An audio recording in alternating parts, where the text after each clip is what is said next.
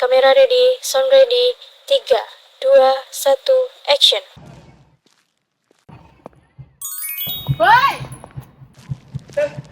Desa. Udah masuk belum, Mai? Kayaknya udah sih, atau belum ya?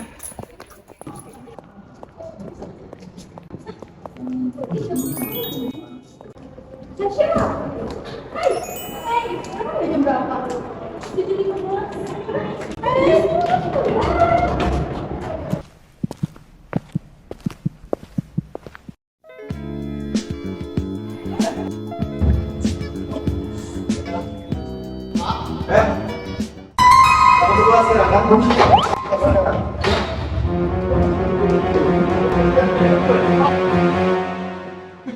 Ada bangku guys. Baik, selamat pagi rekan-rekan mahasiswa semua ya. Gimana kabarnya? Saya Pak. Ya, silakan Adi. Nah, menurut saya Pak, di dalam Yunani itu terdapat dua tokoh utama. Yang pertama ada Plato dan Aristoteles. Nah, ada dua pilar filsafat Yunani kuno itu yang saling melengkapi, terkadang saling mengkritik Pak. Nah, Plato itu lebih fokus kepada dunia transenden dan ide-ide abstraknya. Sementara Aristoteles lebih berorientasi pada observasi dunia nyata dan klasifikasi sistematik Pak, begitu Pak. Oh, baik Adi, terima kasih Adi. Oke, baik, masuk kepada materi abad pertengahan. Siapa yang bisa menjelaskan materi abad pertengahan? Saya, Pak. Ya, silakan Desa. Baiklah, saya akan menjelaskan materi tentang abad pertengahan. Nah, di mana istilah estetika itu tidak menjadi menonjol sampai abad ke-18 di Jerman. Namun, fakta ini tidak mencegah prinsip-prinsip estetika hadir di abad pertengahan.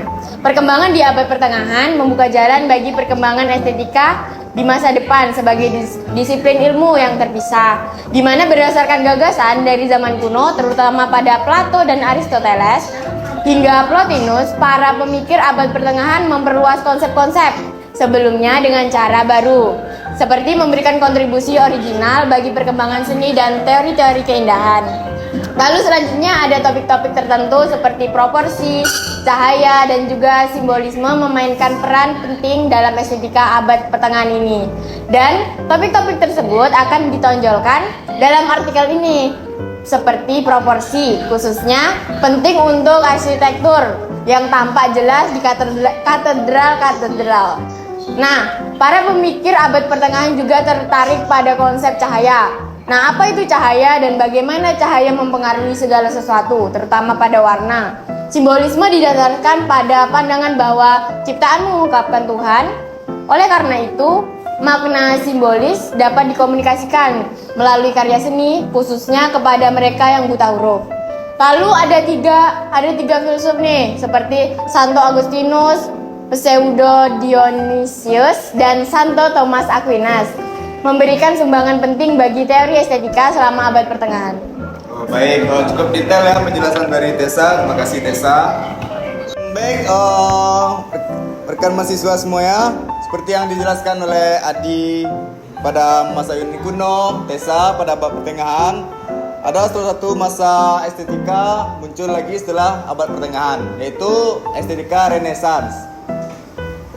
Estetika Renaissance adalah estetika periode peralihan dari abad pertengahan ke zaman modern dalam sejarah Eropa yang berlangsung dari abad 14 hingga abad 17. Kata Renaissance berasal dari bahasa Prancis yang berarti yaitu terlahir kembali. Periode ini ditandai dengan perkembangan pesat di bidang budaya, seni, politik, dan ekonomi. Renaissance juga melahirkan beberapa pemikiran, penulis, negarawan, ilmuwan, dan seniman terhebat dalam sejarahnya. Selanjutnya yaitu ada pun untuk ciri utama pada masa periode Renaissance. Ada yang tahu nggak apa itu ciri utama pada periode Renaissance ini? Pak, Ya, silakan. ciri utama estetika Renaissance yaitu kembali ke klasik, di mana Renaissance menghidupkan kembali prinsip estetika Yunani Romawi seperti proporsi, simetri, harmoni, dan naturalisme. manusia dan alam dipandang sebagai subjek yang layak untuk dikagumi dan dieksplorasi secara artistik. Selanjutnya ada humanisme, fokus pada manusia sebagai pusat pengalaman estetis. Tubuh manusia dianggap sebagai puncak keindahan cipta, realis, proporsional, dan mulia. Kebebasan berpikir, kreativitas, dan ekspresi diri menjadi bagian dari nilai seni. Selanjutnya ada juga realisme dan perspektif. Teknik seni mengalami revolusi besar. Ilmu perspektif linear, yaitu menggambarkan ruang tiga dimensi secara meyakinkan. Dan yang terakhir, ada kesatuan antara keindahan dan pengetahuan, di mana seniman dianggap bukan hanya pengrajin, tapi juga ilmuwan dan filsuf. Keindahan seni diasosiasikan dengan rasionalitas pengetahuan dan perencanaan matematis. Pak. Baik, terima kasih Iqbal untuk menjelaskan ciri utama estetika Renaissance tadi ya. Jadi gini, kita masuk ke dalam materi selanjutnya, itu ruang lingkup estetika. Kita sebenarnya juga harus lihat akar-akarnya dulu. Maksudnya itu hal dasar yang jadi pondasi kenapa estetika bisa dikembangkan jadi pembahasan yang luas kayak sekarang ini. Nah, secara umum ada nih 3 akar utama nih. Yang pertama itu akar filsafat. Akar filsafat estetika ini memang bagian dari filsafat. Jadi banyak pertanyaan mendasar tuh kayak apa itu keindahan, atau kenapa kita bisa merasa sesuatu itu indah. Yang kedua itu ada akar psikologi. Karena keindahan itu juga menyangkut ke cara kerja otak dan perasaan manusia. Nah, yang ketiga ada akar budaya atau sosiologi. Karena nilai estetika bisa beda-beda tergantung zaman, tempat, atau latar budaya masing-masing. Nah, itu 3 akar pentingnya. Tapi tentu saja di sini kita melihat estetika menyambung ke ranah seni rupa, desain, arsitektur, bahkan dunia digital.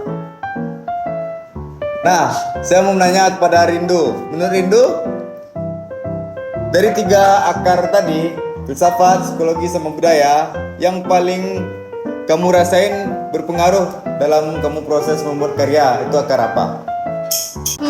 Kalau saya pribadi sih Pak, lebih ngerasa kuat di akar budaya ya Pak. Soalnya waktu saya bikin karya, saya suka masukin unsur-unsur lokal atau hal-hal yang saya alami pas di kampung.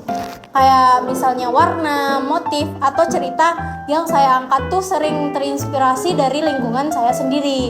Jadi menurut saya budaya itu ngaruh banget ke rasa estetika saya. Kadang orang lain bisa bilang karya saya unik, padahal buat saya itu biasa aja karena itu bagian dari keseharian. Jadi ya menurut saya akar budaya tuh paling kerasa ngasih warna di karya saya. Begitu Pak menurut saya. Baik, Rindu, terima kasih atas penjelasannya. Baik, mahasiswa sekalian, hari ini kita akan membahas tentang pengertian estetika menurut para ahli. Sebagaimana kita ketahui, istilah estetika berasal dari bahasa Yunani yang berarti persepsi duniawi atau kemampuan merasakan. Dalam perkembangan filsafat, estetika menjadi cabang ilmu khusus membahas tentang keindahan, pengalaman estetis, dan penilaian terhadap seni. Ada beberapa menurut para ahli penjelasan estetika. Salah satunya itu Alexander Gottlieb Baumgarten. Coba Laila jelaskan apa itu menurut estetika menurut Alexander Gottlieb Baumgarten. Estetika menurut Alexander Baumgarten adalah tokoh yang pertama kali memperkenalkan istilah estetika secara sistematis pada abad ke-18.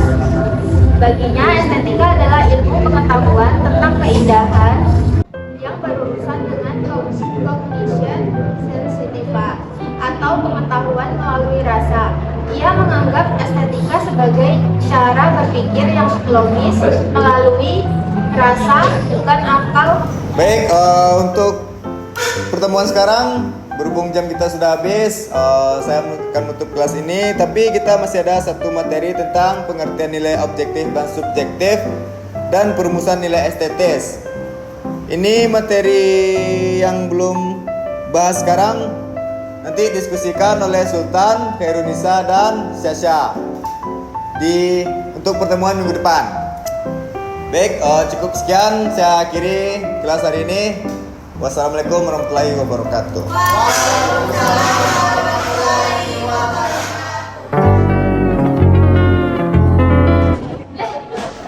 Sultan, Nisa. Gimana apa nih?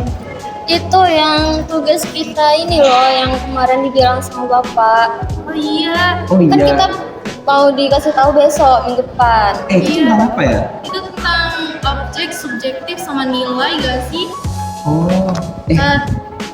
Kira-kira teman-teman udah pada tahu gak sih materinya tentang apa? Isi materinya seperti apa? Yang saya tahu sih cuman tentang ini ya, objek. Kalau kalian tahu yang apa? Kalau aku baru taunya subjek. Sama kalau gua baru penilaian sih. Baru penilaian. Boleh jelasin nggak gimana sih objek estetika itu? Saya tahu apa itu objek. Yang mana? Tahu. Jadi kayak estetika objek sama subjek itu kan dua pandangan yang berbeda keindahan dalam seni. Estetika objek itu pandangan yang menempatkan nilai keindahan sebagai sesuatu yang melekat pada objek itu sendiri lah kan.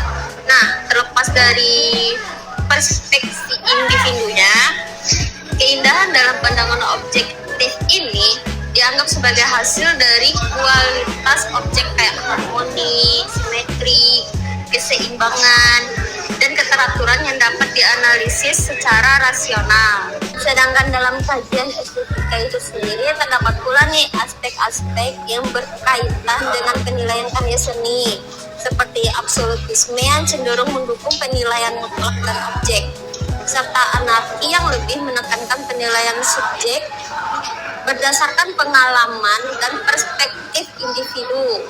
Selain itu ada relativisme kalau nggak salah ya, yang mencoba menggabungkan unsur objek dan subjek dalam penilaian seni dengan mempertimbangkan aturan yang berlaku sekaligus pengalaman pribadi. Nah, itulah kan yang merangkum tentang objek gitu. Kalau menurut Nisa, subjek itu apa gitu loh? Seperti itu ya, Syah, objektif.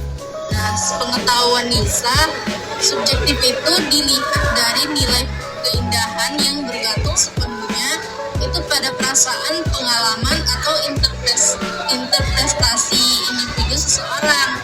Nah, seperti tokoh David Hume dan Immanuel Kant. Itu dikemukakan dari penilaian estetis itu sendiri yang berasal dari reaksi emosionalnya dan kesenangan batin yang seiring ketika berhadapan dengan suatu objeknya. Nah, contohnya itu seperti ada seseorang yang ingin melukis pemandangan, tapi dia punya pengalaman terhadap lukisan yang ingin dia lukis dalam pemandangan itu. Dia tahu suasana pemandangannya, jadi dia ketika dia lukis, jadi dia tahu bagaimana suasana keadaan pemandangannya itu sendiri. Seperti itu. Kalau Sultan sendiri nilai-nilai estetika itu apa? Oh, nilai estetika ya. Jadi gini guys, estetika nilai dalam filsafat seni merujuk pada nilai-nilai yang dimiliki suatu objek, baik dari seni, pemandangan alam, dan lain-lain berdasarkan pengalaman estetis yang ditimbulkannya. Nah, jadi gini guys, ada salah satu contoh karya seni yang menjelaskan apa itu estetika nilai. Bentar ya, gua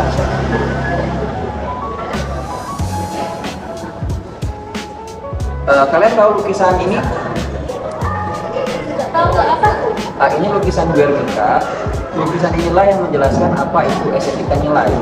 Dikarenakan di balik lukisan ini, dia tidak menginterpretasikan tentang objek ataupun subjek dari karyanya, melainkan nilai yang tercantum di dalamnya. Oh, jadi gitu ya, Sultan. Nah, jadi kan kita udah selesai nih, udah bisa lah ya buat ngasih penjelasan ke Bapak di minggu depan nih. Karena kan minggu kemarin ya, kita kita udah dikasih tahu juga materinya, dan kita juga udah bisa menjawab kan tentang Nisa yang objektif, Nisa yang subjek, dan Sultan yang nilai-nilainya gitu. Oke lah, jadi kita bakalan lebih siap ya kepada Jadi nggak pasti ya. kayak nggak terlalu grogi atau apalah gitu. Ini kita sekarang lihat pameran aja yuk. Pameran Unes itu nggak sih? Iya. Dari tanggal 2. Tinggal keluar terus Cepat-cepat Nisa.